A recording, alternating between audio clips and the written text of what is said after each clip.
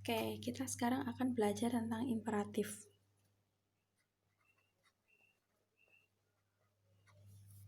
Jadi imperatif ini adalah kalimat perintah, bisa juga dibuat saran, tapi dia lebih cenderung ke perintah. Imperatif ini sebenarnya ada dua, yaitu imperatif yang pakai kata kerja dan imperatif yang pakai adjektif atau sign. Nah, sekarang kita bahas yang pertama dulu.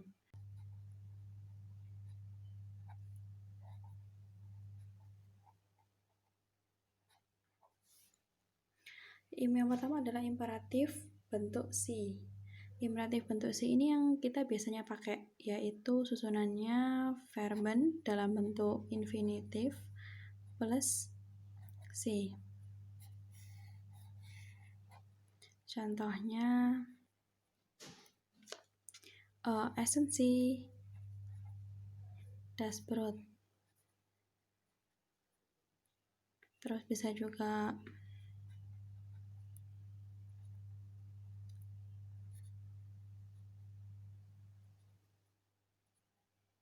jadi dia susunannya itu selalu infinitif. Kaufen Sie, essen Sie, arbeiten Sie, dan lain-lain. Imperatif dalam bentuk si ini dia lebih formal atau lebih resmi. Jadi dia lebih umum, dipakai buat siapa aja. Yang kedua yaitu imperatif bentuk do. Nah, ini kan si form, yang ini do form. Susunannya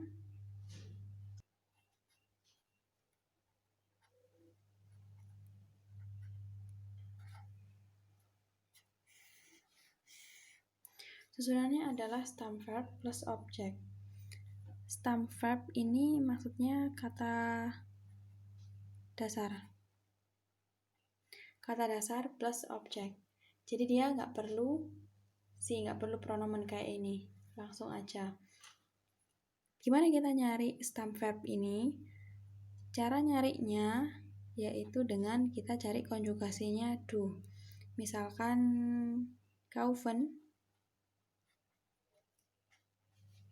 konjugasinya kan do kaufs. Nah, kita tinggal nyoret do sama st. Jadi ketemulah stem verbnya kauf. Contoh yang lain, gehen. Ini st ya. Kalau do gehst berarti dicoret do, st-nya, ketemulah stem verbnya ge.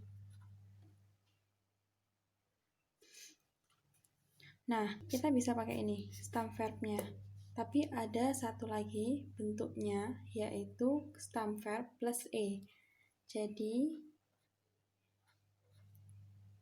ketemulah kaufe sama gehe.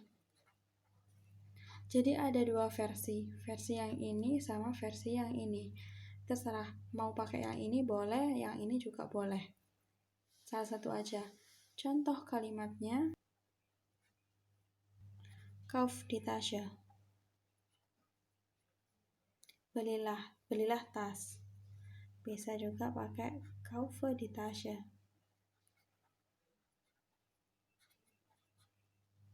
Jetzt. Belilah tas itu sekarang. Atau pergi. Geh zur Schule. Pergilah ke sekolah. Atau gehe zur Schule. Jadi yang ini nggak perlu ada personal pronomen atau orangnya. Ini sudah menunjukkan kalau itu perintah untuk satu orang. Kemudian yang ketiga adalah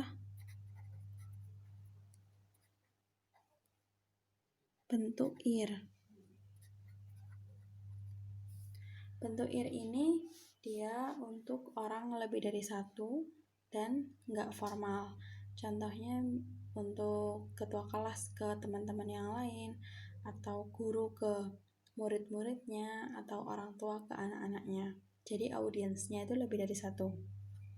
Susunannya yaitu stem verb plus T atau ET plus objek.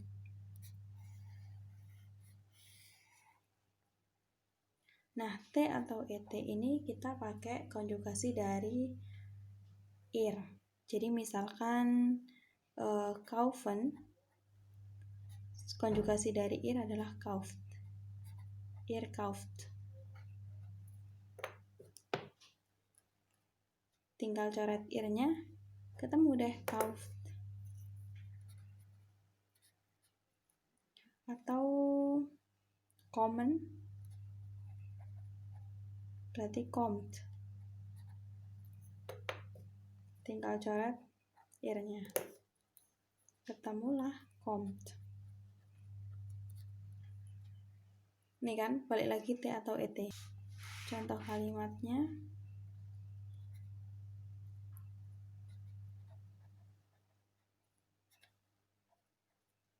kommt hier, atau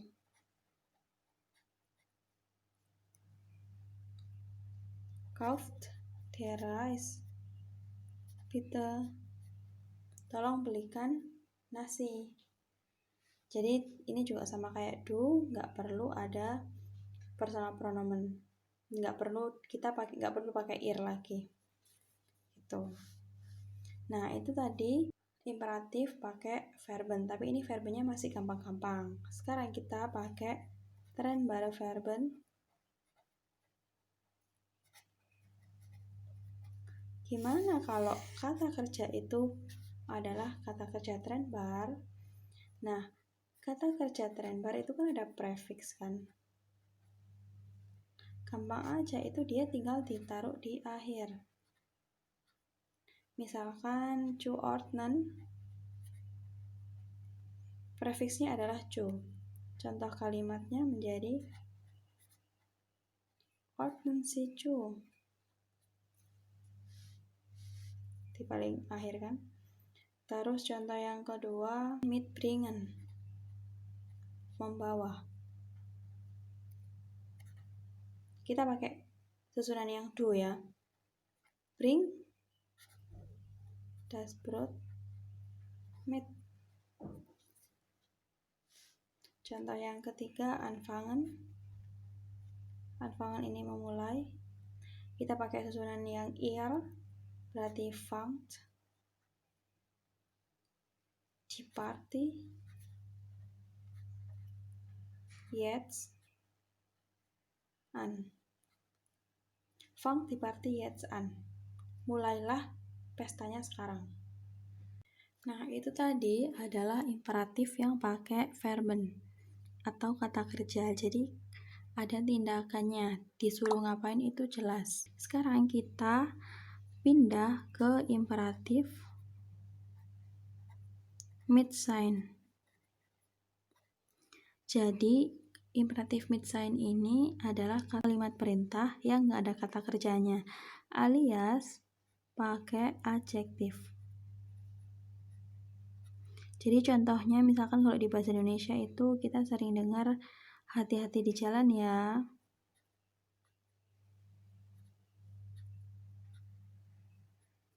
Atau jangan nakal. Nah, ini kan adjektif kan? Jadi pakai sein. Sama seperti verben, jadi ada 3 versi. Yang pertama itu si form, bentuk si atau yang formal atau lebih universal.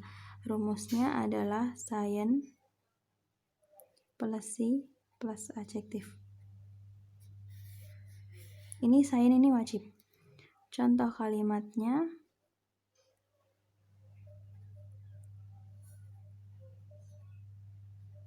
seien Sie ruhig, tenanglah atau jangan rame.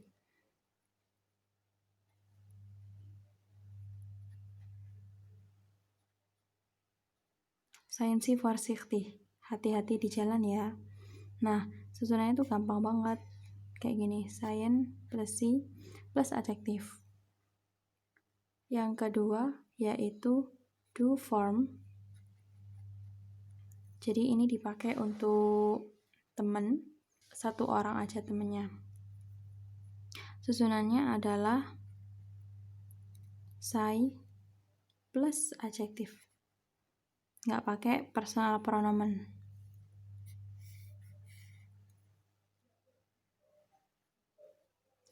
Contohnya, kita pakai contoh yang ini.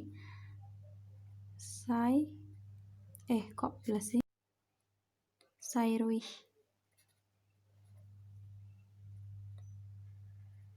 Sei vorsichtig. Jadi misalnya kamu ngomong sama pacarmu, hati-hati di jalan ya, pakai yang ini. Karena cuma satu orang dan konteksnya nggak resmi atau nggak formal, atau yang lebih akrab. Sei vorsichtig. Kemudian yang ketiga ada ihr form.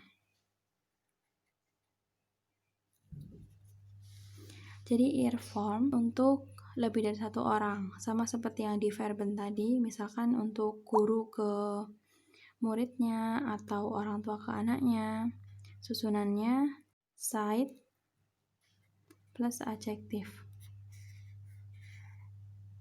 Jadi bedanya di sini.